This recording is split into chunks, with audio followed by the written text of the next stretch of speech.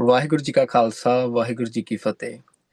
ਦੁਨੀਆ ਭਰ ਦੇ ਵਿੱਚ ਟੀਵੀ 84 ਦੇਖ ਰਹੇ ਸਮੂਹ ਦਰਸ਼ਕਾਂ ਨੂੰ ਮੈਂ ਅੱਜ ਦੇ ਇਸ ਦਾ ਫੋਲਟ ਲਾਈਨਸ ਪ੍ਰੋਗਰਾਮ ਦੇ ਵਿੱਚ ਜੀ ਆਇਆਂ ਨੂੰ ਕਹਿਣਾ। ਭਾਰਤ ਦੇ ਨੀਤੀ ਆਯੋਗ ਨੇ ਪਿਛਲੇ ਦਿਨੀ ਇੱਕ ਰਿਪੋਰਟ ਜਾਰੀ ਕੀਤੀ, ਜਿਹਦੇ ਵਿੱਚ ਤੱਥਾਂ ਦੇ ਆਧਾਰ ਤੇ ਇਹ ਸਾਬਤ ਕੀਤਾ ਗਿਆ ਕਿ ਭਾਰਤ ਦੇ ਪ੍ਰਬੰਧ ਹੇਠਲੇ ਜਿੰਨੇ ਵੀ ਸੂਬੇ ਨੇ ਅੱਜ ਦੇ ਸਮੇਂ 'ਚ, ਉਹਨਾਂ 'ਚ ਪੰਜਾਬ ਸਭ ਤੋਂ ਅਖੀਰਲੇ ਨੰਬਰ ਤੇ ਆ ਆਰਥਿਕਤਾ ਦੇ ਪੱਖ ਤੋਂ। ਤੇ ਜਿਹੜਾ ਕੰਪੈਰੀਜ਼ਨ ਆ ਪੰਜਾਬ ਦੀ ਆਰਥਿਕਤਾ ਦਾ, ਜੇ ਉਹ 1960 ਤੇ 61 ਦਾ ਜਿਹੜਾ ਵਰ੍ਹਾ ਸੀ ਉਹਦੇ ਨਾਲ ਕੀਤਾ ਜਾਵੇ, 2023-24 ਦਾ ਜਿਹੜੀ ਇਹ ਰਿਪੋਰਟ ਆਈ ਆ ਉਹਨੂੰ, ਤਾਂ ਇਹ ਦਿਖਦਾ ਕਿ ਪੰਜਾਬ ਦਾ ਲਗਾਤਾਰ ਡਾਊਨਫਾਲ ਆਇਆ, ਖਾਸ ਤੌਰ ਤੇ 1990 ਤੋਂ ਬਾਅਦ। 1960 ਤੋਂ ਬਾਅਦ ਇੱਕ ਵਾਰ ਪੰਜਾਬ ਦੀ ਆਰਥਿਕਤਾ ਨੇ ਹੁਲਾਰਾ ਲਿੱਤਾ ਤੇ ਪੰਜਾਬ ਦੀ ਆਰਥਿਕਤਾ ਉੱਤੇ ਗਈ, ਪਰ 1990 ਤੋਂ ਬਾਅਦ ਅਜਿਹਾ ਕੀ ਵਾਪਰ ਗਿਆ ਕਿ ਜਿਹਦੇ ਨਾਲ ਪੰਜਾਬ ਦੀ ਆਰਥਿਕਤਾ ਜਿਹੜੀ ਆ ਉਹ ਨਿਵਾਣ ਵੱਲ ਜਾਂਦੀ ਰਹੀ ਤੇ ਬਾਕੀ ਦੇ ਸੂਬੇ ਜਿਹੜੇ ਆ ਉਹਨਾਂ ਦੀ ਆਰਥਿਕਤਾ ਜਿਹੜੀ ਆ ਉਹ ਗਰੋਥ ਕਰਦੀ ਗਈ। ਤੇ ਅੱਜ ਪੰਜਾਬ ਇਸ ਪੱਧਰ ਤੇ ਇਹ ਤੱਥ ਦੱਸਦੇ ਆ ਕਿ ਪੰਜਾਬ ਕੰਗਾਲੀ ਦੀ ਹਾਲਾਤ ਤੇ ਪਹੁੰਚਿਆ ਹੋਇਆ। ਇਹ ਤਾਂ ਆਰਥਿਕਤਾ ਦੀ ਸਥਿਤੀ ਆ, ਪਰ ਇਸ ਤੋਂ ਇਲਾਵਾ ਪੰਜਾਬ ਦੇ ਵਿੱਚ ਜੇ ਸਮਾਜਿਕ ਸਮੱਸਿਆਵਾਂ ਦੀ ਗੱਲ ਕਰਨੀ ਹੋਵੇ, ਭਾਵੇਂ ਉਹ ਨਸ਼ਾ ਹੋਵੇ, ਭਾਵੇਂ ਪੰਜਾਬ ਤੋਂ ਹੋ ਰਿਹਾ ਵੱਡੇ ਪੱਧਰ ਤੇ ਪ੍ਰਵਾਸ ਹੋਵੇ, ਸਿੱਖਿਆ ਦੀ ਗੱਲ ਹੋਵੇ, ਸਿਹਤ ਦੀ ਗੱਲ ਹੋਵੇ, ਵਾਤਾਵਰਨ ਦੀ ਗੱਲ ਹੋਵੇ, ਹਰ ਪੱਖ ਤੋਂ ਜਿਹੜਾ ਪੰਜਾਬ ਇਸ ਟਾਈਮ ਆ ਉਹ ਅਸੀਂ ਕਹਿ ਸਕਦੇ ਹਾਂ ਕਿ ਲਤਾੜਿਆ ਜਾ ਚੁੱਕਿਆ ਹੈ ਤੇ ਬੜੇ ਵੱਡੇ ਕ੍ਰਾਈਸਿਸ ਦਾ ਪੰਜਾਬ ਸਾਹਮਣਾ ਕਰ ਰਿਹਾ ਹੈ। ਇਹਨਾਂ ਸਾਰੀਆਂ ਸਮੱਸਿਆਵਾਂ ਦਾ ਸੋਲਿਊਸ਼ਨ ਕਿਵੇਂ ਕੀਤਾ ਜਾਵੇ, ਇਹਨਾਂ ਤੋਂ ਪੰਜਾਬ ਨੂੰ ਕਿਵੇਂ ਬਚਾਇਆ ਜਾਵੇ, ਪੰਜਾਬ ਦੀ ਮੁੜ ਉਸਾਰੀ ਕਿਵੇਂ ਕੀਤੀ ਜਾਵੇ, ਇਹ ਸਾਰੇ ਸਵਾਲ ਨੇ। ਇਹਨਾਂ ਸਵਾਲਾਂ ਦੇ ਉੱਤੇ ਕਈ ਸ਼ਖਸੀਅਤਾਂ, ਕਈ ਸੰਸਥਾਵਾਂ ਕੰਮ ਕਰ ਰਹੀਆਂ ਨੇ। ਪੰਜਾਬ ਤੋਂ ਵਿਦੇਸ਼ਾਂ ਦੇ ਵਿੱਚ ਪ੍ਰਵਾਸ ਕਰ ਗਏ ਬਹੁਤਾਤ ਪਰਿਵਾਰ ਜਿਹੜੇ ਆ ਉਹ ਅੱਜ ਵੀ ਪੰਜਾਬ ਦੇ ਨਾਲ ਜੁੜੇ ਹੋਏ ਆ ਤੇ ਵਿਦੇਸ਼ਾਂ ਦੇ ਵਿੱਚੋਂ ਹੀ ਪੰਜਾਬ ਨੂੰ ਬਚਾਉਣ ਦੇ ਲਈ ਕਈ ਉਪਰਾਲੇ ਜਿਹੜੇ ਆ ਉਹ ਲਗਾਤਾਰ ਕੀਤੇ ਜਾ ਰਹੇ ਆ। ਤੇ ਅਜਿਹੇ ਹੀ ਇੱਕ ਉਪਰਾਲੇ ਬਾਰੇ ਅੱਜ ਅਸੀਂ ਤੁਹਾਡੇ ਨਾਲ ਗੱਲਬਾਤ ਕਰਾਂਗੇ। ਸੇਵਿੰਗ ਪੰਜਾਬ ਪ੍ਰੋਜੈਕਟ ਯੂਕੇ ਦੇ ਜੰਪਲ ਗੁਰਪ੍ਰੀਤ ਸਿੰਘ ਹੋਰੀ ਚਲਾ ਰਹੇ ਨੇ। ਗੁਰਪ੍ਰੀਤ ਸਿੰਘ ਹੋਰਾਂ ਦਾ ਪਿਛੋਕੜ ਜਿਹੜਾ ਆ ਉਹ ਪੰਜਾਬ ਦੇ ਸ਼ਹੀਦ ਭਗਤ ਸਿੰਘ ਨਗਰ, ਹੁਣ ਨਵਾਂ ਨਾਂ ਆ, ਨਵੇਂ ਸ਼ਹਿਰ ਦੇ ਨਾਲ ਜਾਣਿਆ ਜਾਂਦਾ ਆ। ਸੋ ਨਵੇਂ ਸ਼ਹਿਰ ਦੇ ਨਾਲ ਸੰਬੰਧਿਤ ਹੈ ਇਹਨਾਂ ਦਾ ਪਰਿਵਾਰ। ਪਰ ਗੁਰਪ੍ਰੀਤ ਸਿੰਘ ਦੀ ਜਿਹੜੀ ਲਗਨ ਆ, ਜਿਹੜੀ ਉਹਨਾਂ ਦੀ ਦਿਲ ਦੀ ਤਮੰਨਾ ਆ, ਉਹ ਆ ਕਿ ਪੰਜਾਬ ਨੂੰ ਇਹਨਾਂ ਸਮੱਸਿਆਵਾਂ ਤੋਂ ਨਿਜਾਤ ਦਿਵਾਈ ਜਾਵੇ। ਤੇ ਗੁਰਪ੍ਰੀਤ ਸਿੰਘ ਪਿਛਲੇ ਕਈ ਸਾਲਾਂ ਤੋਂ ਸੇਵਿੰਗ ਪੰਜਾਬ ਪ੍ਰੋਜੈਕਟ ਦੇ ਤਹਿਤ ਉਪਰਾਲੇ ਕਰ ਰਹੇ ਨੇ ਕਿ ਪੰਜਾਬ ਦੀ ਬਿਹਤਰੀ ਦੇ ਲਈ ਇੱਕ ਨੈਰੇਟਿਵ ਤੇ ਜਿਹੜੇ ਯਤਨ ਨੇ, ਜਿਹੜੇ ਕਾਰਜ ਆ ਉਹ ਕੀਤੇ ਜਾਣ। ਤੇ ਅੱਜ ਸਾਡੇ ਨਾਲ ਇਸ ਪ੍ਰੋਗਰਾਮ ਦੇ ਵਿੱਚ ਗੁਰਪ੍ਰੀਤ ਸਿੰਘ ਹੋਰੀ ਯੂਕੇ ਤੋਂ ਜੁੜੇ ਆ। ਤੇ ਗੁਰਪ੍ਰੀਤ ਸਿੰਘ ਜੀ, ਮੈਂ ਤੁਹਾਨੂੰ ਜੀ ਆਇਆਂ ਨੂੰ ਕਹਿੰਦਾ ਜੀ ਟੀਵੀ 84 ਤੇ। ਵਾਹਿਗੁਰੂ ਜੀ ਕਾ ਖਾਲਸਾ, ਵਾਹਿਗੁਰੂ ਜੀ ਕੀ ਫਤਿਹ। ਵਾਹਿਗੁਰੂ ਜੀ ਕਾ ਖਾਲਸਾ, ਵਾਹਿਗੁਰੂ ਜੀ ਕੀ ਫਤਿਹ। ਭਾਈ ਸੁਖਵਿੰਦਰ ਸਿੰਘ ਅਤੇ ਟੀਵੀ 84 ਦੀ ਸਾਰੀ ਟੀਮ ਦਾ ਧੰਨਵਾਦ, ਤੁਸੀਂ ਸਾਨੂੰ ਯਾਦ ਕੀਤਾ ਤੇ ਆਪਣੇ ਸ਼ੋਅ ਦੇ ਉੱਤੇ ਸਾਨੂੰ ਆਹ ਸਮਾਂ ਬਖਸ਼ਿਆ। ਬਿਲਕੁਲ ਗੁਰਪ੍ਰੀਤ ਸਿੰਘ ਜੀ, ਸਭ ਤੋਂ ਪਹਿਲਾਂ ਮੈਂ ਤੁਹਾਤੋਂ ਇਹ ਜਾਣਨਾ ਚਾਹੁੰਦਾ ਕਿ ਜਿਹੜਾ ਇਹ ਸੇਵਿੰਗ ਪੰਜਾਬ ਪ੍ਰੋਜੈਕਟ ਆ, ਇਹਦੇ ਬਾਰੇ ਥੋੜਾ ਜਿਹਾ ਸਾਡੇ ਦਰਸ਼ਕਾਂ ਨੂੰ ਦੱਸੋ ਕਿ ਇਹਦਾ ਮਕਸਦ ਕੀ ਆ, ਇਹਦਾ ਉਦੇਸ਼ ਕੀ ਆ। ਭਾਈ ਸਾਹਿਬ ਜੀ, ਜਿੱਦਾਂ ਹੁਣ ਤੁਸੀਂ ਸਮਝੋ ਕਿ ਜਿਹੜਾ ਸਿੱਖ ਪੰਥ ਆ, ਇਹਨੂੰ ਜੇ ਇੱਕ ਨੇਸ਼ਨ ਦੇ ਤੌਰ ਦੇ ਉੱਤੇ ਚੱਲਣਾ ਚਾਹੀਦਾ ਤੇ ਹਰੇਕ ਨੇਸ਼ਨ ਦੇ ਕੋਲ ਇੱਕ ਡਿਪਾਰਟਮੈਂਟ ਹੁੰਦਾ ਜਿਹਨੂੰ ਅਸੀਂ ਕਹਿੰਦੇ ਰਿਸਰਚ ਅਤੇ ਡਿਵੈਲਪਮੈਂਟ। ਅਮਰੀਕਾ ਨੇ ਪਿਛਲੇ ਸਾਲ 110 ਬਿਲੀਅਨ ਇਹਦੇ ਉੱਤੇ ਹੀ ਸਪੈਂਡ ਕੀਤਾ, ਜਰਮਨੀ 13 ਬਿਲੀਅਨ। ਪਰ ਸਿੱਖ ਪੰਥ ਤੇ ਪੰਜਾਬ ਵਾਸਤੇ, ਜਿਹੜੀ ਦੁਨੀਆ ਭਰ ਵਾਸਤੇ ਆ, ਉਹਨਾਂ ਨੇ ਕਦੀ ਇਹ ਨਹੀਂ ਸੋਚਿਆ ਕਿ ਜੇ ਪੰਜਾਬ ਦੇ ਵਿੱਚ ਹੁਣ ਸਮੱਸਿਆਵਾਂ ਆ, ਉਹਦੀ ਜੜ ਤੱਕ ਜਾਈਏ।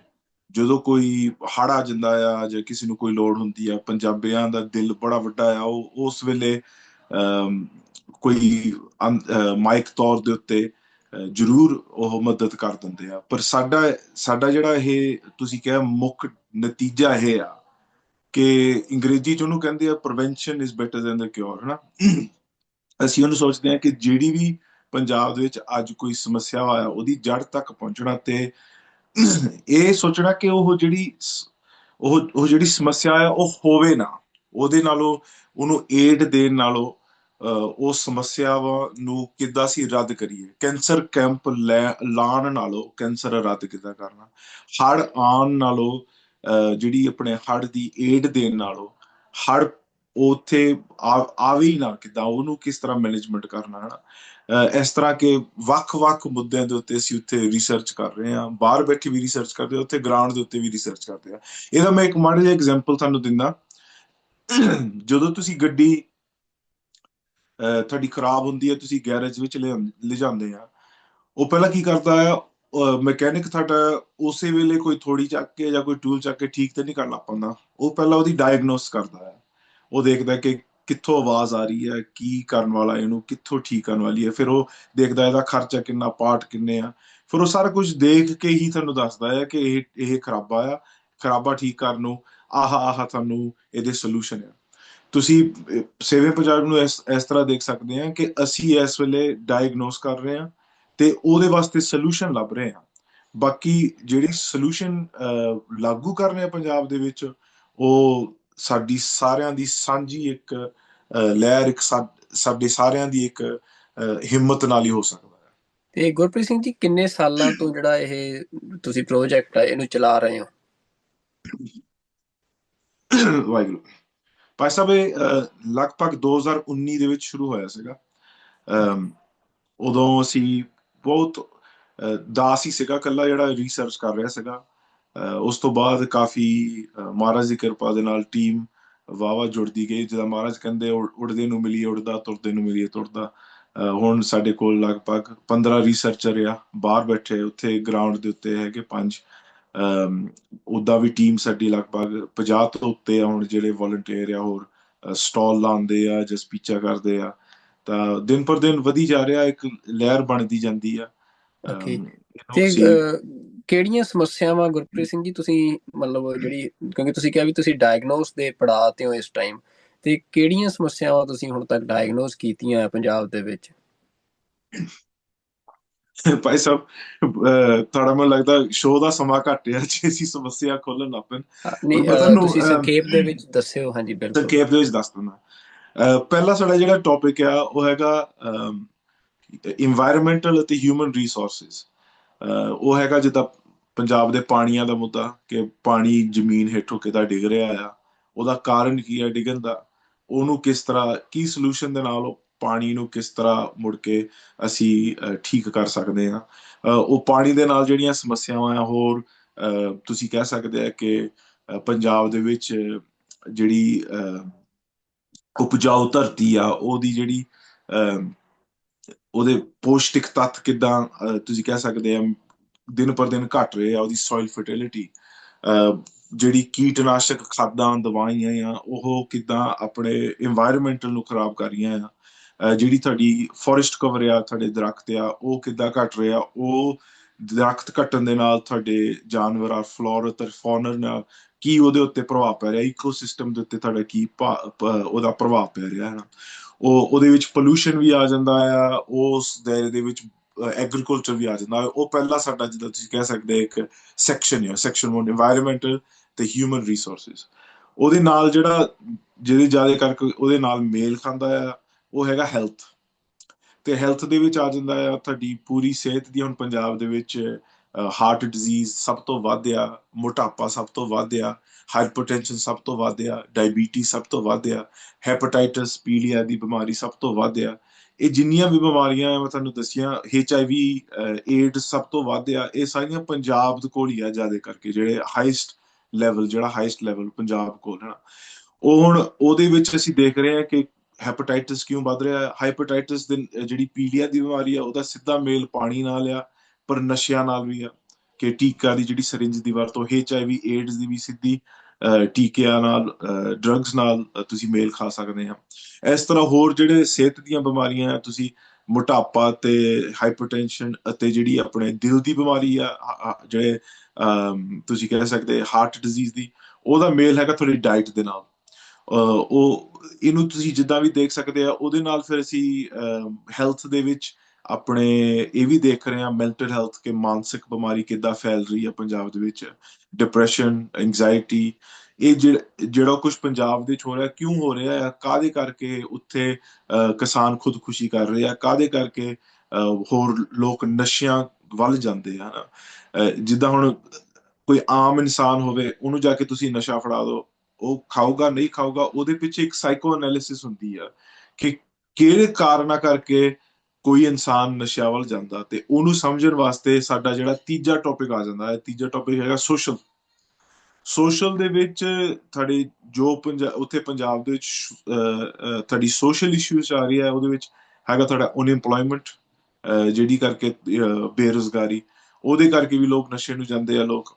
ਤੁਹਾਡੀ ਹੈਗੀ ਨਸ਼ਿਆਂ ਦੀ ਸਮੱਸਿਆ ਵਾ, ਜਿਹੜੀ ਇੱਕ ਸੋਸ਼ਲ ਇਸ਼ੂਜ਼ ਦੇ ਵਿੱਚ ਪੈ ਜਾਂਦੀ ਹੈ ਕਿ ਨਸ਼ਾ ਕਿੱਦਾਂ ਫੈਲ ਰਿਹਾ, ਕਿੱਥੋਂ ਆ ਰਿਹਾ, ਕੌਣ ਇਹਨੂੰ, ਜਿਹੜੇ ਪੁਲਿਸ, ਪੈਡਲਰਸ, ਪੋਲੀਟੀਸ਼ੀਅਨਸ, ਇਹ ਕਿੱਦਾਂ ਸਾਰੇ ਇਹਨਾਂ ਦਾ ਇੱਕ ਨੈਕਸਸ ਬਣਾਇਆ, ਕਿੱਦਾਂ ਅਸੀਂ ਇੱਕ ਵਪਾਰ ਇਹਦੇ ਵਿੱਚ ਖੇਡਣਾ। ਤੇ ਸੈਂਟਰਲ ਸਰਕਾਰ ਇਹਦੇ ਉੱਤੇ ਨੱਥ ਕਿਉਂ ਨਹੀਂ ਪਾਉਂਦੀ? ਕਿਉਂਕਿ ਉਹ ਇੱਕ ਕਿਸਮ ਦੇ ਵਿੱਚ ਚਾਹੁੰਦੀ ਹੈ ਕਿ ਪੰਜਾਬ ਦੇ ਵਿੱਚ ਨਸ਼ਾ ਫੈਲਿਆ ਜਾਵੇ। ਇਹਦੇ ਉੱਤੇ ਕਾਫੀ ਰਿਸਰਚ ਸਾਡੀ ਹੋਈ ਹੈ।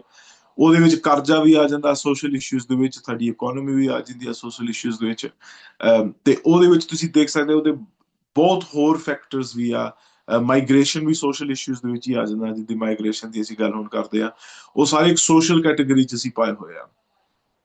ਉਸ ਤੋਂ ਬਾਅਦ ਤੁਸੀਂ ਦੇਖ ਸਕਦੇ ਆ ਇੱਕ ਜਿਹੜਾ ਇਹਦਾ ਚੌਥਾ ਆ, ਉਹ ਸਾਰੇ ਮੁੱਦਿਆਂ ਨੂੰ ਇੱਕ ਤੁਸੀਂ ਕਹਿ ਸਕਦੇ ਓਵਰਲੈਪ ਕਰਦਾ ਹੋਏਗਾ, ਐਜੂਕੇਸ਼ਨ।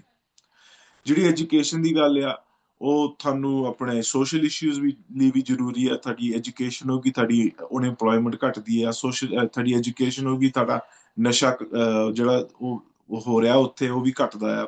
ਸੋਸ਼ਲ ਇਸ਼ੂਜ਼ ਕਰਕੇ ਤੁਹਾਡਾ, ਆਈ ਮੀਨ ਐਜੂਕੇਸ਼ਨ ਕਰਕੇ ਤੁਹਾਡੀ ਹੈਲਥ ਤੇ ਵੀ ਇੰਪੈਕਟ ਪੈ ਸਕਦਾ ਹੈ। ਤੁਸੀਂ ਉਹਨਾਂ ਨੂੰ ਸਿਖਾ ਲਓ ਕਿ ਪੀਪੀ ਪਾਉਣੀ ਆ, ਜਦੋਂ ਤੁਸੀਂ ਖਾਦਾਂ ਸਪਰੇਆਂ ਮਾਰਨੀਆਂ, ਉਹਦੇ ਕਰਕੇ ਤੁਹਾਡੀ ਜਾਨ ਬਚਾ ਸਕਦੀ ਹੈ, ਐਜੂਕੇਸ਼ਨ ਨਾਲ ਹੀ ਹੈ। ਐਜੂਕੇਸ਼ਨ ਨਾਲ ਤੁਸੀਂ ਪਾਣੀ ਦੀ ਦੁਰਵਰਤੋਂ ਘਟਾ ਸਕਦੇ ਆ। ਉਹ ਸਾਰਾ ਕੁਝ, ਚੌਥਾ ਜਿਹੜਾ ਸਾਡਾ ਪਿਲਰ ਤੁਸੀਂ ਕਹਿ ਸਕਦੇ ਹੋ ਐਜੂਕੇਸ਼ਨ ਹੈ।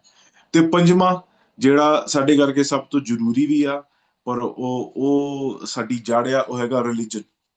ਜਿਹੜਾ ਇੱਕ ਪੰਜਵੀਂ ਕੈਟੇਗਰੀ ਹੈ ਕਿ ਉੱਥੇ ਧਰਮ ਦੇ ਨਾਲ ਕੀ ਹੋ ਰਿਹਾ ਆ। ਹੁਣ ਤੁਸੀਂ ਦੇਖ ਸਕਦੇ ਹੋ ਬੇਅਦਬੀਆਂ ਜਿੱਦਾਂ ਹੋਈਆਂ ਪੰਜਾਬ ਦੇ ਵਿੱਚ, ਉਹਦੇ ਉੱਤੇ ਸਾਡੀ ਰਿਸਰਚ ਆ। ਈਸਾਈ ਧਰਮ ਜਾਣ ਬੁੱਝ ਕੇ ਉੱਥੇ ਛੱਡਿਆ ਜਾ ਰਿਹਾ ਹੈ ਕਿ ਸਿੱਖਾਂ ਨੂੰ ਇੱਕ ਹੋਰ ਡਿਸਟਰੈਕਸ਼ਨ ਦਿੱਤੀ ਜਾਵੇ। ਉਹ ਵੀ ਇੱਕ, ਉਹਦੇ ਤੇ ਕਾਫੀ ਰਿਸਰਚ ਕੀਤੀ ਹੋਈ ਹੈ ਕਿ ਕਿਸ ਤਰ੍ਹਾਂ ਇਹ ਕੰਮ ਕਰ ਰਹੇ ਆ, ਕਿੱਥੋਂ ਫੰਡਿੰਗ ਆ ਰਹੀ ਹੈ, ਕੌਣ ਕਰਾ ਰਿਹਾ ਆ। ਉਹਦੇ ਪਿੱਛੇ ਵੀ ਸਮਝਣਾ ਬਹੁਤ ਜ਼ਰੂਰੀ ਹੈ ਕਿ ਪੰਜਾਬ ਦੀ ਡੈਮੋਗ੍ਰਾਫਿਕਸ ਕਿੱਦਾਂ ਚੇਂਜ ਹੋ ਰਹੀ ਹੈ। ਪੰਜਾਂ ਸੈਕਸ਼ਨਾਂ ਦੇ ਵਿੱਚ ਅਸੀਂ ਥੋੜਾ ਨਿਚੋੜ ਕੱਢ ਕੇ ਸੰਖੇਪ ਦੇ ਵਿੱਚ ਤੁਹਾਨੂੰ ਦੱਸਿਆ ਹੈ ਕਿ ਇਸ ਤੋਂ ਇਲਾਵਾ ਬਹੁਤ ਹੋਰ ਜ਼ਿਆਦਾ ਵੀ ਆਪਣੇ ਬਿਲਕੁਲ ਤੁਸੀਂ ਸਮਝ ਸਕਦੇ ਆ। ਇਹਦੇ ਸੈਕਸ਼ਨਾਂ ਦੇ ਵਿੱਚ ਵੀ ਹੋਰ ਜਿੱਦਾਂ ਸਬ ਸੈਕਸ਼ਨ ਹੈਗੇ ਆ। ਬਿਲਕੁਲ ਜੀ। ਗੁਰਪ੍ਰੀਤ ਸਿੰਘ, ਜਿਵੇਂ ਜਿਹੜੀਆਂ ਇਹ ਤੁਸੀਂ 5 ਕੈਟਾਗਰੀਜ਼ ਆਈਡੈਂਟੀਫਾਈ ਕੀਤੀਆਂ ਆ, ਮਤਲਬ ਇਹ ਇਹਨਾਂ ਦਾ ਇੱਕ ਵਾਸਟ ਸਕੋਪ ਆ। ਤੇ ਅੱਜ ਪੰਜਾਬ ਦੇ ਵਿੱਚ ਹਰ ਬੰਦਾ, ਲਗਭਗ ਪਿੰਡ ਦੇ ਵਿੱਚ ਬੈਠਾ ਬੰਦਾ ਵੀ ਇਹ ਗੱਲ ਕਹਿੰਦਾ ਹੈ ਕਿ ਇਹ ਜਿਹੜੀਆਂ ਸਮੱਸਿਆਵਾਂ ਆ, ਇਹ ਸਾਡੀਆਂ ਹੈਗੀਆਂ ਆ। ਹੁਣ ਤੁਸੀਂ ਮਤਲਬ 2019 ਤੋਂ ਇਹਨਾਂ ਤੇ ਰਿਸਰਚ ਕਰ ਰਹੇ ਹੋ, ਕੋਈ ਇਹੋ ਜਿਹੇ ਜਿਹੜੇ ਫੈਕਟਸ ਤੁਹਾਨੂੰ ਮਿਲੇ ਹੋਣ, ਖਾਸ ਤੌਰ ਤੇ ਇਹਨਾਂ ਸਾਰੇ ਸਕੋਪਸ ਦੇ ਵਿੱਚੋਂ ਕਿਸੇ ਦੇ ਵਿੱਚ ਵੀ ਜਿਹੜੇ ਤੁਹਾਨੂੰ ਲੱਗ ਰਿਹਾ ਵੀ ਇਹ ਤਾਂ ਮਤਲਬ ਵੀ ਪੰਜਾਬ ਕੁਝ ਸਾਲਾਂ ਦੇ ਵਿੱਚ ਮਤਲਬ ਬਰਬਾਦ ਹੋ ਸਕਦਾ ਹੈ ਨਾ? ਮਤਲਬ ਉਹ ਜਿਹੜੀ ਰਿਸਰਚ ਆ, ਮਤਲਬ ਉਹਦੀਆਂ ਫੈਕਟ ਫਾਈਂਡਿੰਗਸ ਦੇ ਵਿੱਚੋਂ ਕਿਹੋ ਜਿਹੀਆਂ ਚੀਜ਼ਾਂ ਬਾਹਰ ਨਿਕਲ ਕੇ ਆ ਰਹੀਆਂ? ਭਾਈ ਸਾਹਿਬ, ਜਦੋਂ ਸ਼ੁਰੂਆਤ ਕੀਤੀ ਮੇਰੀ ਜਿਹੜੀ ਸਟੱਡੀ ਸੀਗੀ ਇਨਵਾਇਰਨਮੈਂਟਲ ਸਾਇੰਸਿਸ ਤੇ, ਮੈਂ ਬਾਇਓਲੋਜੀ ਡਿਗਰੀ ਕੀਤੀ, ਉਸ ਵੇਲੇ ਮੇਰਾ ਜਿਹੜਾ ਮੇਜਰ ਪੇਪਰ ਸੀਗਾ, ਉਦੋਂ ਲਗਭਗ 1 ਸਾਲ ਪਹਿਲਾਂ ਮੇਰਾ ਡੈਡੀ, ਮੇਰੇ ਪਿਤਾ ਜੀ, ਕੈਂਸਰ ਨਾਲ ਉਹਨਾਂ ਦੀ ਡੈਥ ਹੋ ਗਈ ਸੀਗੀ। ਤੇ ਮੈਂ ਚਾਹੁੰਦਾ ਸੀਗਾ ਕਿ ਮੈਂ ਜਿਹੜਾ ਆਪਣਾ ਪੇਪਰ ਲਿਖਾਂ ਉਹ ਕੈਂਸਰ ਦੇ ਉੱਤੇ ਲਿਖਾਂ। ਤੇ ਫਿਰ ਮੈਂ ਕੈਂਸਰ ਦੇ ਉੱਤੇ ਰਿਸਰਚ ਕਰਨ ਲੱਗ ਪਿਆ ਤੇ ਪੰਜਾਬ ਆ ਗਿਆ। ਪੰਜਾਬ ਦੇ ਉੱਤੇ ਮੈਂ ਰਿਸਰਚ ਕੀਤੀ ਕੈਂਸਰ ਦੇ ਨੌਰ ਤੇ ਨਾ। ਤੇ ਮਾਲਵਾ ਇਲਾਕਾ ਅਤੇ ਕਪਾਹ ਦੀ ਬੂਟੀ ਨੂੰ ਰੱਖ ਕੇ ਮੈਂ ਇਹਦੇ ਉੱਤੇ ਜਿਹੜਾ ਮੇਜਰ ਆਪਣੀ ਜਿਹੜੀ ਰਿਸਰਚ ਕੀਤੀ ਸੀਗੀ। ਉਸ ਤੋਂ ਬਾਅਦ ਜਦੋਂ ਮੈਂ ਦੇਖਿਆ ਕਿ ਇੰਨੇ ਪੰਜਾਬ ਦੇ ਤੱਤ ਆ ਜਿਹਦੇ ਕਰਕੇ ਹੈਰਾਨਗੀ ਸੀਗੇ ਕਿ ਮੈਂ ਇਸ ਗੱਲ ਦੇ ਉੱਤੇ ਇੰਨਾ ਸ਼ੌਕਡ ਸੀਗਾ ਕਿ ਲੋਕਾਂ ਨੂੰ ਇਹ ਪਤਾ ਨਹੀਂ ਹੈਗਾ ਕਿ ਇਹ ਹੋ ਰਿਹਾ ਪੰਜਾਬ ਦੇ ਨਾਲ। ਉਸ ਤੋਂ ਬਾਅਦ ਜਿਆਦਾ ਕਰਕੇ ਸੇਵਿੰਗ ਪੰਜਾਬ ਜਿੱਦਾਂ ਸ਼ੁਰੂ ਹੋਈ, ਜਿਹੜੀ ਉਧਰ ਨੂੰ ਇੰਟਰਸਟ ਮਹਾਰਾਜ ਨੇ ਦਿੱਤੀ। ਕੋਈ ਮਹਾਰਾਜ ਨੇ ਬਹਾਨਾ ਹੀ ਬਣਾਉਣਾ ਸੀਗਾ ਕਿੱਧਰ ਨੂੰ ਸੇਵਾ ਲਾਉਣੀ ਹੈ ਨਾ। ਸੇਵਾ ਤਾਂ ਮਹਾਰਾਜ ਹੀ ਦਿੰਦੇ ਆ। ਤਾਂ ਤੁਸੀਂ ਦੇਖ ਸਕਦੇ ਆ ਕਿ ਹਰੇਕ ਕੈਟੇਗਰੀ ਜਿਹੜੀ ਮੈਂ ਦਿੱਤੀ ਆ, ਉਹਦੇ ਵਿੱਚ ਹਾਈਐਸਟ ਜਿਹਨੂੰ ਤੁਸੀਂ ਪੂਰੇ ਭਾਰਤ ਦੇ ਵਿੱਚੋਂ ਭੂਗੋਲਿਕ ਖੇਤਰ ਸਾਡਾ ਕਿੰਨਾ ਆ 1.5% ਹੈ ਨਾ। ਸਾਡੀ ਆਬਾਦੀ ਕਿੰਨੀ ਆ 2%। ਇਹ ਇਹ ਜਿਹੜੀ ਛੋਟਾ ਜਿਹਾ ਸੂਬਾ ਆ ਪੰਜਾਬ, ਇਹਦੇ ਵਿੱਚੋਂ ਹਾਰਟ ਡਿਜ਼ੀਜ਼ ਪਹਿਲੇ ਨੰਬਰ ਤੇ ਪੰਜਾਬ, ਨਸ਼ਿਆਂ ਦੇ ਵਿੱਚ ਪਹਿਲੇ ਨੰਬਰ ਤੇ ਪੰਜਾਬ। ਤੁਸੀਂ ਦੇਖ ਸਕਦੇ ਆ ਕਿ ਜੇ ਤੁਹਾਨੂੰ ਨਸ਼ਿਆਂ ਦੀ ਗੱਲ ਸਮਝਾਈਏ ਪਹਿਲਾਂ, ਪੂਰੇ ਭਾਰਤ ਦੇ ਵਿੱਚ ਆਬਾਦੀ ਕਿੰਨੀ ਕਿਆ, ਮੈਨੂੰ ਲੱਗਦਾ 1.3 ਬਿਲੀਅਨ 1.4 ਬਿਲੀਅਨ ਹੋ ਗਈ ਇਸ ਵੇਲੇ। ਤਾਂ ਉਹਦੇ ਵਿੱਚੋਂ ਪੂਰੇ ਭਾਰਤ ਵਿੱਚੋਂ ਪੰਜਾਬ ਹੈਗੀ 2%। ਪਰ ਪੂਰੇ ਭਾਰਤ ਵਿੱਚੋਂ ਜਿਹੜੇ ਅੱਜ ਲੋਕ ਬੈਠੇ ਆ ਜੇਲ੍ਹਾਂ ਦੇ ਵਿੱਚ ਨਸ਼ਿਆਂ ਕਰਕੇ, ਉਹ ਕਿੰਨੀ ਪ੍ਰਤੀਸ਼ਤ ਪੰਜਾਬ ਤੋਂ ਹੋਗੇ? ਤੁਸੀਂ ਮੈਨੂੰ ਮਾੜਾ ਜਿਹਾ ਅੰਦਾਜ਼ਾ ਦੱਸੋ, ਕਿੰਨਾ ਕੁ ਹੋਊਗਾ ਤੁਹਾਡਾ ਅੰਦਾਜ਼ਾ? ਜਿਹੜੇ ਮਤਲਬ ਮੈਂ ਇਹ ਕਿਉਂਕਿ ਇਸ ਇਨਫੋਰਮੇਸ਼ਨ 'ਚ ਮੈਂ ਗਿਆ ਨਹੀਂ, ਤੁਸੀਂ ਦੱਸੋ, ਮੈਂ ਤੁਹਾਡਾ ਜਾਣਨਾ ਚਾਹੁੰਦੇ ਹਾਂ ਅਸੀਂ। 2% ਦੀ ਪੋਪੂਲੇਸ਼ਨ ਤੋਂ 44% ਜਿਹੜੇ ਲੋਕ ਜੇਲ੍ਹਾਂ 'ਚ ਆ ਐਨਡੀਪੀਡੀ ਐਕਟਸ ਦੇ ਅੰਡਰ ਪੰਜਾਬ ਤੋਂ। 2% ਦੀ ਪੋਪੂਲੇਸ਼ਨ ਤੋਂ 44% ਅੱਜ ਜੇਲ੍ਹਾਂ 'ਚ ਜਿਹੜੇ ਬੈਠੇ ਆ ਨਸ਼ਿਆਂ ਕਰਕੇ ਪੰਜਾਬ ਤੋਂ ਆ। ਇਹਨੂੰ ਤੁਸੀਂ ਸੋਚੋ ਸਮਝੋ ਤੇ ਕਿ ਕਿੰਨਾ ਕੁ ਉੱਥੇ ਪੰਜਾਬ ਦੇ ਵਿੱਚ ਨਸ਼ਿਆਂ ਨੇ ਬਰਬਾਦੀ ਕੀਤੀ ਹੋਈ ਆ। ਪਹਿਲੇ ਨੰਬਰ ਤੇ ਜਿਹੜੀ ਐਨਡੀਪੀਡੀ ਐਕਟਸ ਦੀ ਰਿਪੋਰਟ ਆ, ਪਹਿਲੇ ਨੰਬਰ ਤੇ ਆ ਪੰਜਾਬ। ਓਵਰਡੋਸ ਦੇ ਵਿੱਚ ਪਹਿਲੇ ਨੰਬਰ ਤੇ ਆ ਪੰਜਾਬ। ਤੁਸੀਂ ਦੇਖ ਸਕਦੇ ਹੋ ਜਿਹੜੀ ਸ਼ਰਾਬ ਹੈ, ਜਿਹੜੀ ਘਰ ਇਲਿਸਿਟ ਅਲਕੋਹਲ, ਜਿਹਨੂੰ ਤੁਸੀਂ ਘਰੋਂ ਕੱਢੀ ਹੋਈ ਸ਼ਰਾਬ, ਉਹਦੇ ਪੀਣ ਦੇ ਕਰਕੇ ਮੌਤਾਂ ਦੇ ਵਿੱਚ ਪਹਿਲੇ ਨੰਬਰ ਤੇ ਪੰਜਾਬ। ਬੱਚੇ ਜਿਹੜੇ ਸ਼ਰਾਬ ਪੀਂਦੇ ਆ, ਪਹਿਲੇ ਨੰਬਰ ਤੇ ਪੰਜਾਬ ਤੋਂ। ਏਦਾਂ ਦੇ ਬਹੁਤ ਜ਼ਿਆਦਾ ਤੱਥ ਆ, ਜਦੋਂ ਤੁਸੀਂ ਇਹਦੇ ਵਿੱਚ ਗੌਰ ਕਰੋਗੇ ਤੁਸੀਂ ਸੋਚੋਗੇ ਇੰਨੀ ਹੈਰਾਨਗੀ। ਉਹਦੇ ਇਲਾਵਾ ਮਾਈਗ੍ਰੇਸ਼ਨ ਦੇ ਜਿਹੜੇ ਤੱਤ ਆ, ਤੁਸੀਂ ਦੇਖੋਗੇ ਮਾਈਗ੍ਰੇਸ਼ਨ ਦੇ ਵਿੱਚ ਜਿਹੜੀ ਨੈਸ਼ਨਲ ਐਵਰੇਜ ਆ 2016 ਤੋਂ ਲੈ ਕੇ 2021 ਤੱਕ, ਨੈਸ਼ਨਲ ਐਵਰੇਜ 10,000 ਦੇ ਵਿੱਚੋਂ 160 ਬੰਦਾ ਜਾਂਦਾ ਹੈ ਪੂਰੇ ਭਾਰਤ ਵਿੱਚੋਂ। 10,000 ਦੀ ਪੋਪੂਲੇਸ਼ਨ ਦੇ ਵਿੱਚੋਂ 160 ਬੰਦਾ ਬਾਹਰ ਜਾ ਰਿਹਾ ਹੈ। ਪੰਜਾਬ ਦੀ ਐਵਰੇਜ ਕੀ ਹੋਊਗੀ? 10,000 ਦੇ ਵਿੱਚ 1,050 ਬੰਦਾ ਬਾਹਰ ਜਾ ਰਿਹਾ ਹੈ। 10 ਗੁਣਾ ਉਹ ਨੈਸ਼ਨਲ ਐਵਰੇਜ। ਸਭ ਤੋਂ ਪਹਿਲੇ ਨੰਬਰ ਤੇ ਆ ਜਿਹੜੇ ਏਜੰਟ ਬੈਠੇ ਆ, ਟਰੈਵਲ ਏਜੰਟ। ਸਭ ਤੋਂ ਲੁਧਿਆਣੇ ਦੇ ਵਿੱਚ ਇੰਨੇ ਏਜੰਟ ਆ, ਪੂਰੇ ਰਾਜਸਥਾਨ ਨਾਲੋਂ ਲੁਧਿਆਣੇ 'ਚ ਜ਼ਿਆਦਾ ਏਜੰਟ ਆ, ਏਜੰਸੀ ਜਿਹੜੇ ਆਪਣੇ ਟਰੈਵਲ ਏਜੰਟ ਹੈ ਨਾ। ਤੁਸੀਂ ਦੇਖ ਸਕਦੇ ਆ। ਉਸ ਤੋਂ ਇਲਾਵਾ ਬੇਰੁਜ਼ਗਾਰੀ ਪੰਜਾਬ ਦੇ ਵਿੱਚ ਜ਼ਿਆਦਾ। ਪੰਜਾਬ ਦੀ ਇਕੋਨਮੀ ਦੀ ਤੁਸੀਂ ਗੱਲ ਕੀਤੀ ਆ, ਪਹਿਲੇ ਨੰਬਰ ਤੇ ਹੁੰਦੀ ਸੀਗੀ, ਹੁਣ 19ਵੇਂ ਨੰਬਰ ਤੇ ਆ ਗਈ ਆ। ਉਹਦਾ ਕਾਰਨ ਤੁਸੀਂ ਦੇਖੋ ਕਿੱਥੇ ਤੋਂ ਕਿੱਥੇ ਗਈ ਆ। ਕਰਜ਼ਾ, ਪੰਜਾਬ ਦੇ ਉੱਤੇ ਜਿੰਨਾ ਕਰਜ਼ਾ ਆ ਉਨਾ ਕਈ ਮੁਲਕਾਂ ਦਾ ਬਜਟ ਹੀ ਨਹੀਂ ਹੈਗਾ। 32 ਬਿਲੀਅਨ ਡਾਲਰਸ ਦਾ ਜਿਹੜਾ ਕਰਜ਼ਾ ਆ, ਪਾਉਂਡਸ ਦਾ ਜਿਹੜਾ ਕਰਜ਼ਾ ਆ ਪੰਜਾਬ ਦੇ ਉੱਤੇ, ਉਹ ਕਿੱਦਾਂ ਵਧਿਆ? ਤੁਸੀਂ ਸੋਚੋ ਤਾਂ ਸਮਝੋ ਤਾਂ ਸਹੀ ਕਿ ਜਿਹੜੀ ਮਿਲਟਰੀ ਆਂਦੀ ਆ ਇੱਕ ਸਟੇਟ ਦੇ ਵਿੱਚ, ਉਹ ਮਿਲਟਰੀ ਸੈਂਟਰਲ ਸਰਕਾਰ ਦਾ ਜਿਹੜੀ ਸਟੇਟ 'ਚ ਭੇਜਦੀ ਆ, ਉਹ ਸਟੇਟ ਨੂੰ ਉਸ ਮਿਲਟਰੀ ਦਾ ਖਰਚਾ ਦੇਣਾ ਪੈਂਦਾ।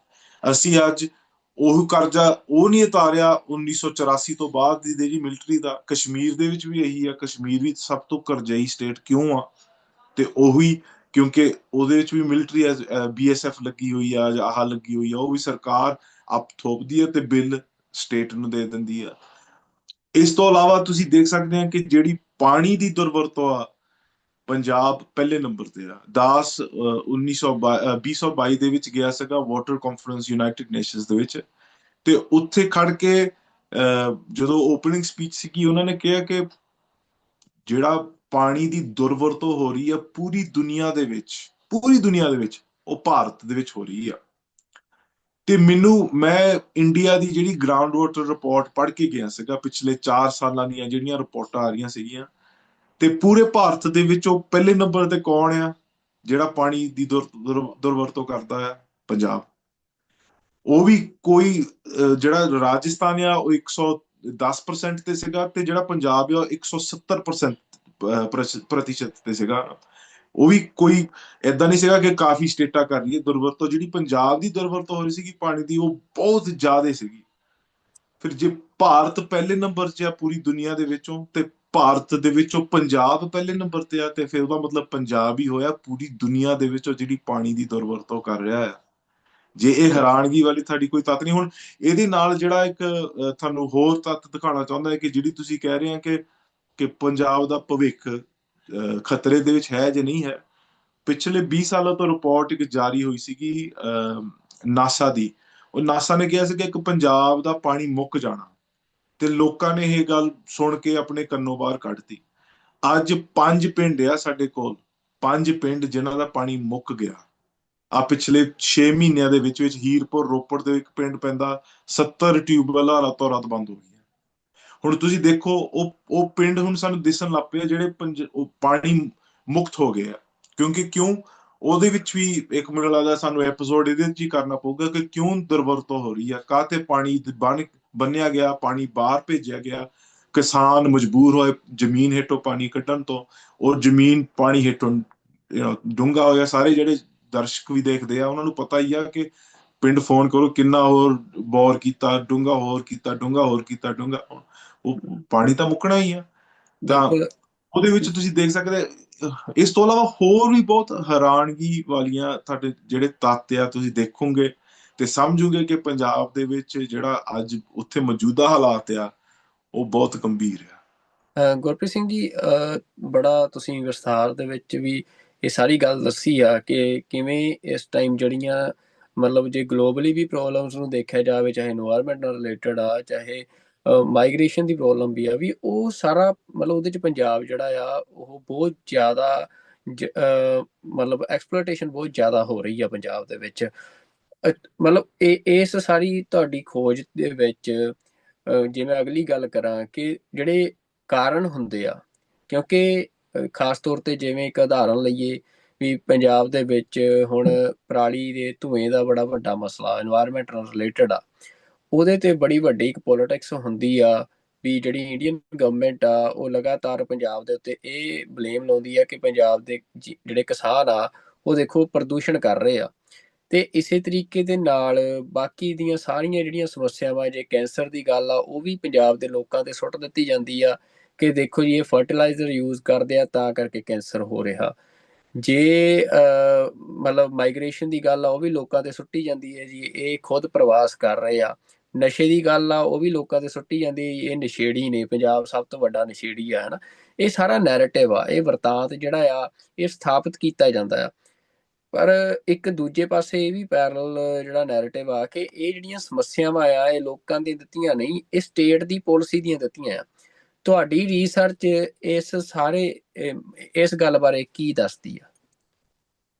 ਭਾਈ ਸਾਹਿਬ, ਤੁਸੀਂ ਪਹਿਲੀ ਜਿਹੜੀ ਗੱਲ ਕੀਤੀ ਸੀਗੀ ਉਹ ਸੀਗੀ ਕਿਹੜਾ ਸੀਗਾ ਜਿਹੜਾ ਤੁਹਾਡਾ ਐਗਜ਼ਾਮਪਲ ਦਿੱਤਾ ਮਤਲਬ ਸੀਗਾ? ਦੋ ਨੈਰੇਟਿਵ ਨੇ ਬੇਸਿਕਲੀ, ਜਿਵੇਂ ਹਾਂਜੀ, ਪਰਾਲੀ ਦਾ ਪ੍ਰਦੂਸ਼ਣ ਆ, ਪਰਾਲੀ ਮਤਲਬ ਪਰਾਲੀ ਤੋਂ ਗੱਲ ਸ਼ੁਰੂ ਕਰਦੇ ਆ। ਜਿਹੜੀ ਪਰਾਲੀ ਕਿਉਂ ਸਾੜਦੇ ਆ, ਉਹ ਦੋ ਸਾਈਕਲ ਹੁੰਦੇ ਆ ਪੰਜਾਬ ਦੇ ਵਿੱਚ, ਰਾਵੀ ਤੇ ਜਿਹੜਾ ਤੁਹਾਡਾ ਝੋਨਾ ਜਿਹੜਾ ਲੱਗਦਾ ਹਨਾ, ਉਹਦੇ ਵਿੱਚੋਂ ਕਾਰਿਫ ਤੇ ਰਾਵੀ ਜਿਹੜੀ ਤੁਹਾਡੇ ਕੋਲ 3 ਕੁ ਹਫ਼ਤੇ ਹੁੰਦੇ ਆ ਜਿਹਦੇ ਕਰਕੇ ਤੁਸੀਂ ਜ਼ਮੀਨ ਨੂੰ ਤਿਆਰ ਕਰਨਾ। ਉਹ ਹੁਣ ਕਈ ਸਾਲਾਂ ਤੋਂ 1960 ਤੋਂ ਬਾਅਦ ਜਿਹੜੀ ਤੁਸੀਂ ਕਹਿ ਰਹੇ ਕਿ ਪੰਜਾਬ ਪੈਸਟੀਸਾਈਡ ਤੇ ਖਾਦਾਂ ਦੀ ਕੀਟਨਾਸ਼ਕ ਦਵਾਈਆਂ ਦੀ ਬਹੁਤ ਦੁਰਵਰਤੋਂ ਕਰਦਾ ਆ, ਉਹ ਲਿਆਂਦੇ ਕਿਹਨੇ?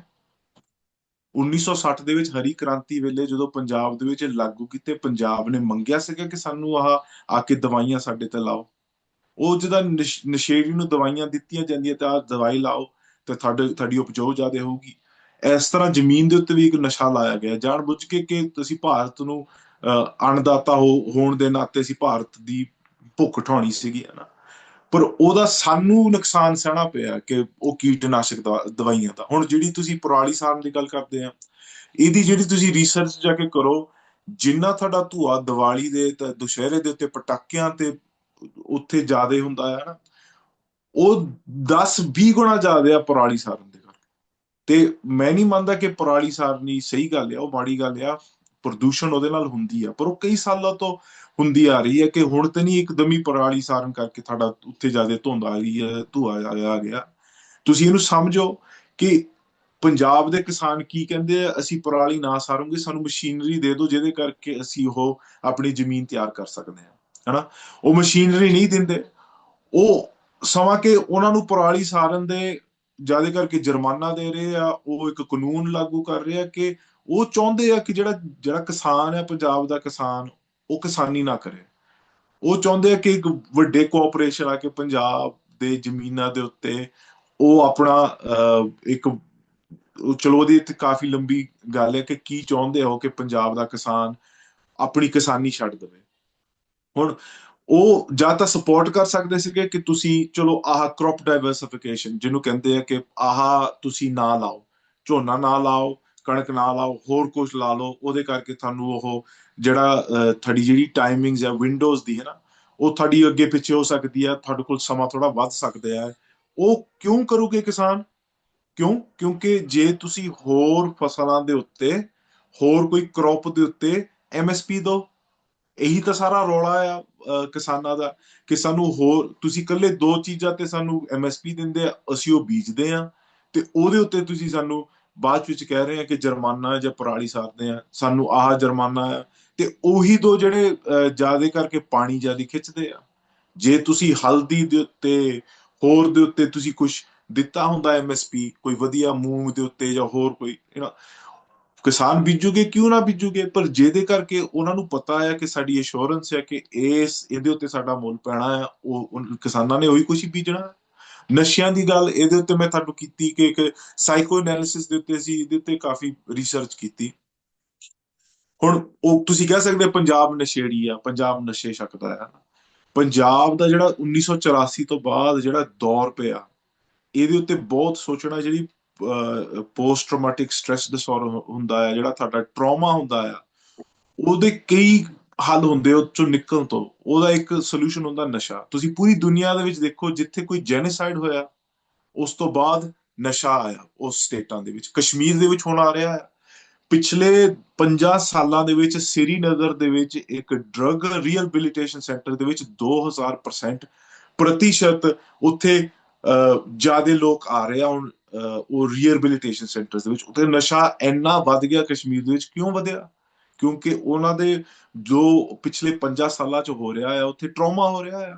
ਤੁਸੀਂ ਇਹਨੂੰ ਕਈ ਹੋਰ ਮੂਵਮੈਂਟਾਂ ਨਾਲ ਵੀ ਜੋੜ ਸਕਦੇ ਹੋ। ਤੁਸੀਂ ਇਹਨੂੰ ਡੂੰਘਾਈ ਦੇ ਵਿੱਚ ਸੋਚੋ ਕਿ ਕਿਉਂ ਇੱਕ ਇਨਸਾਨ ਨਸ਼ੇ ਵੱਲ ਜਾਂਦਾ ਹੈ। ਉਹ ਇਹ ਤਾਂ ਨਹੀਂ ਹੈਗਾ ਕਿ ਹਾਂ ਸਾਨੂੰ ਨਸ਼ਾ ਪਹਿਲਾਂ ਨਹੀਂ ਨਸ਼ਾ ਸੀਗਾ, ਹੁਣ ਕਾਹਤੇ ਨਸ਼ਾ ਆਇਆ। ਇਹਨੂੰ ਸਮਝਣਾ ਬਹੁਤ ਜ਼ਰੂਰੀ ਹੈ। ਕਹਿਣ ਨੂੰ ਤਾਂ ਸੌਖਾ ਆ ਪੰਜਾਬ ਨਸ਼ੇੜੀ ਆ, ਨਹੀਂ। ਉਹੀ ਨਸ਼ੇ ਤੁਸੀਂ ਜਿਹੜਾ ਛੇਵਾਂ ਦਰਿਆ ਤੁਸੀਂ ਪੰਜਾਬ 'ਚ ਲਾਗੂ ਕੀਤਾ ਨਸ਼ਿਆਂ ਦਾ, ਤੁਸੀਂ ਹੀ ਲਿਆਂਦੇ ਆ। ਕਹਿ ਰਹੇ ਆ ਕਿ ਪੰਜਾਬ ਦਾ ਨਸ਼ਾ ਤਾਂ ਆ ਕਿ ਪਾਕਿਸਤਾਨ ਦੇ ਨਾਲ ਬਾਰਡਰ ਪੈਂਦਾ ਹਨਾ। ਹੁਣ ਤੁਸੀਂ ਸੋਚੋ ਤਾਂ ਸਹੀ, ਥੋੜਾ ਸੋਚਣ ਵਾਲੀ ਗੱਲ ਆ ਕਿ ਪਾਕਿਸਤਾਨ ਤੇ ਪੰਜਾਬ ਦੇ ਜਿਹੜਾ ਇੰਡੀਆ ਦੇ ਵਿੱਚ ਪਾਕਿਸਤਾਨ ਦੇ ਜਿਹੜੀ ਪੰਜਾਬ ਦੇ ਇਲਾਕੇ ਦੇ ਉੱਤੇ ਬਾਰਡਰ ਦੇ ਉੱਤੇ ਬੀਐਸਐਫ ਨਹੀਂ ਲੱਗੀ? ਕਿ ਰਾਜਸਥਾਨ, ਕਿ ਗੁਜਰਾਤ ਉਹਦੇ ਉੱਤੇ ਜ਼ਿਆਦੇ ਆ, ਕਿ ਉੱਥੇ ਨਹੀਂ ਨਸ਼ਾ ਆ ਰਿਹਾ? ਜੇ ਬਾਰਡਰ ਲੱਗਣ ਕਰਕੇ ਪੰਜਾਬ 'ਚ ਜ਼ਿਆਦਾ ਨਸ਼ਾ ਆ ਰਿਹਾ, ਤਾਂ ਹਾਂ ਪੰਜਾਬੀ ਨਸ਼ੇ ਦੇ ਉੱਤੇ ਲੱਗੇ ਹੋਇਆ। ਫਿਰ ਰਾਜਸਥਾਨ ਦੇ ਵਿੱਚ ਕਾਹਤੇ ਨਹੀਂ ਇੰਨਾ ਨਸ਼ਾ ਆ ਰਿਹਾ? ਗੁਜਰਾਤ ਦੇ ਕਾਹਤੇ ਨਹੀਂ ਨਸ਼ਾ? ਹਾਲਾਂਕਿ ਉਹਨਾਂ ਦਾ ਜਿਹੜਾ ਬਾਰਡਰ ਦਾ ਇਲਾਕਾ ਆ 6 ਗੁਣਾ ਜ਼ਿਆਦਾ ਆ ਸਾਡੇ ਨਾਲੋਂ, ਤੇ ਬੀਐਸਐਫ ਵੀ ਉੱਥੇ ਘੱਟ ਹੈ। ਤੁਸੀਂ ਇਹਨੂੰ ਸਾਜ਼ਿਸ਼ ਸਮਝੋ ਕਿ ਲੰਬੀ ਤੌਰ ਤੇ ਸਾਜ਼ਿਸ਼ ਕੀ ਆ। ਜੇ ਪੰਜਾਬੀ ਨਸ਼ੇ ਦੇ ਉੱਤੇ ਲੱਗਾ ਹੋਇਆ, ਉਹ ਪੰਜਾਬੀ ਕਹੂਗਾ ਕਿ ਸਾਡਾ ਪਾਣੀ ਲੁੱਟਿਆ ਗਿਆ। ਜੇ ਪੰਜਾਬੀ ਨਸ਼ੇ ਦੇ ਉੱਤੇ ਲੱਗਾ ਹੈ, ਉਹ ਕਹੂਗਾ ਕਿ ਸਾਡੀ ਮਾਂ ਬੋਲੀ, ਸਾਡਾ ਵਿਰਸਾ ਤੁਸੀਂ ਉਹਨੂੰ ਭੁਲਾ ਰਹੇ ਆ। ਜੇ ਪੰਜਾਬੀ ਨਸ਼ੇ ਦੇ ਉੱਤੇ ਲੱਗਾ ਹੋਊਗਾ, ਉਹ ਕਹੂਗਾ ਕਿ ਸਾਡੀ ਬੇਅਦਬੀਆਂ ਹੋ ਰਹੀਆਂ, ਅਸੀਂ ਇਹਦੇ ਬਾਰੇ ਕੁਝ ਕਰਨਾ ਹੈ। ਇਹ ਇੱਕ ਟੈਕਟਿਕ ਹੁੰਦਾ ਹੈ। ਨਿਕਸਨ ਜਿਹੜਾ ਪ੍ਰਧਾਨ ਸੀਗਾ, ਆਪਣਾ ਪ੍ਰੈਜ਼ੀਡੈਂਟ ਸੀਗਾ ਯੂਐਸਏ ਦਾ, ਉਹ ਆਪਣੀ ਇੱਕ ਕਿਤਾਬ 'ਚ ਲਿਖ ਰਿਹਾ ਹੈ ਕਿ ਅਸੀਂ ਜਾਣ ਬੁੱਝ ਕੇ, ਉਹਨੇ ਇਸ ਤਰ੍ਹਾਂ ਕਿਹਾ ਕਿ ਜਿਹੜੀ ਬਲੈਕ ਸਟੇਟ ਸੀਗੇ ਉਹਨਾਂ ਦੇ ਵਿੱਚ ਨਸ਼ਾ ਲਾਗੂ ਕੀਤਾ ਗਿਆ। ਕਿਉਂ? ਉਹ ਇੱਕ ਰੈਵੋਲੂਸ਼ਨ ਨਾ ਕ੍ਰੀਏਟ ਕਰਨ, ਉਹ ਉੱਥੇ ਤੱਕ ਹੀ ਸੀਮਿਤ ਰਹਿਣ। ਤੇ ਪੰਜਾਬ ਵਿੱਚ ਇਹੀ ਕੁਝ ਕੀਤਾ। ਪਰ ਇਹਨਾਂ ਨੂੰ ਇੱਕ ਗੱਲ, ਇਹ ਓਵਰਸਾਈਟ ਤੁਸੀਂ ਕਹਿ ਸਕਦੇ ਆ, ਜੇ ਇਹ ਗੱਲ ਉਹਨਾਂ ਨੇ ਨਹੀਂ ਸਮਝੀ ਕਿ ਤੁਸੀਂ ਬੇਸ਼ੱਕ ਉੱਥੇ ਪੰਜਾਬ ਦੇ ਵਿੱਚ ਨਸ਼ਿਆਂ ਦਾ ਦਰਿਆ ਵਗ ਦੋ, ਪਰ ਜਿਹੜਾ ਪੰਜਾਬੀ ਆ ਉਹਦਾ ਦਿਲ ਸਭ ਤੋਂ ਵੱਡਾ ਆ। ਇਹ ਇਹਨਾਂ ਨੂੰ ਮਿਸਾਲ ਉਦੋਂ ਦਿਸੀ, ਇਹ ਤਾਂ ਨਸ਼ੇੜੀ ਲੋਕ ਆ, ਜਦੋਂ ਦਿੱਲੀ ਮੋਰਚੇ ਦੇ ਵਿੱਚ ਉਹੀ ਨੌਜਵਾਨ ਆ ਕੇ ਦਿੱਲੀ ਨੂੰ ਨੱਪ ਗਏ। ਫਿਰ ਉਹ ਕਿੱਥੇ ਨੈਰੇਟਿਵ ਗਿਆ ਕਿ ਇਹ ਤੇ ਨਸ਼ੇੜੀ ਆ? ਨਹੀਂ, ਪੰਜਾਬ ਦੇ ਵਿੱਚ ਹਜੇ ਵੀ ਸਪਿਰਿਟ ਹੈ। ਉਹ ਬਸ ਸਾਨੂੰ ਉਹਨੂੰ ਸੰਭਾਲਣ ਦੀ ਲੋੜ ਆ।